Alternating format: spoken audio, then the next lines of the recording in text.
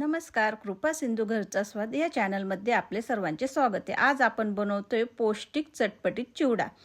चला तर मग आता यासाठी मी 1 वाटी मखाने घेतले। ते मखाने मी इथे 2 ते 3 मिनिटं छान प्रकारे भाजून घेणार आहे, म्हणजे त्यामधला चिवटपणा जो आहे तो इथून पूर्ण निघून जाईल। तर बघा, अशा प्रकारे आपले मखाने छान प्रकारे भाजून घेतले, साधारणतः 3 मिनिटं लागले। आता आपण 1 चमचा तूप या कढईमध्ये टाकून घेतले। तूप छान प्रकारे तापले। आता लगेच मी त्यामध्ये मोहरी टाकून घेतली। मोहरी फुलून गेली। लगेचच मी 1 हिरवी मिरची आणि 1-2 लसूण पाकळ्या त्या उभ्या कापून घेतल्या होत्या, त्याही मी त्यामध्ये परतून घेतली।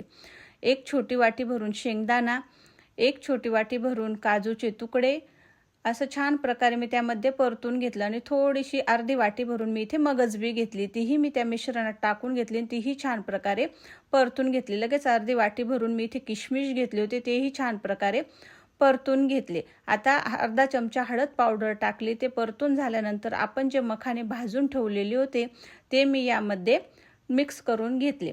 ते छान प्रकारे मिक्स झाल्यानंतर 1 वाटी आपण जे कुरमुरे घेतले होते ते मी त्यामध्ये टाकून घेतले आणि छान प्रकारे मिक्स केले।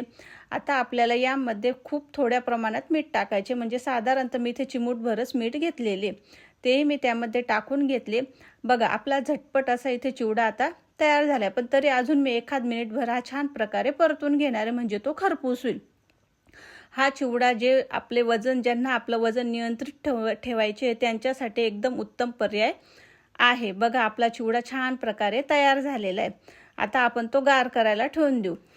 इथे बघा, आपला मखानाही छान प्रकारे झालेला आहे। ते गार झाल्यानंतर हे मिश्रण एकदम छान होणार आहे। मी इथे गॅस बंद केला आणि त्याला गार होऊ देते। एका बाउलमध्ये काढून घेतले ते मी गार होण्यासाठी। ते पूर्णपणे गार झाल्यावर हवाबंद बाटलीत भरून ठेवायचे। अशा प्रकारे आपला इथे चिवडा तयार। थँक्यू।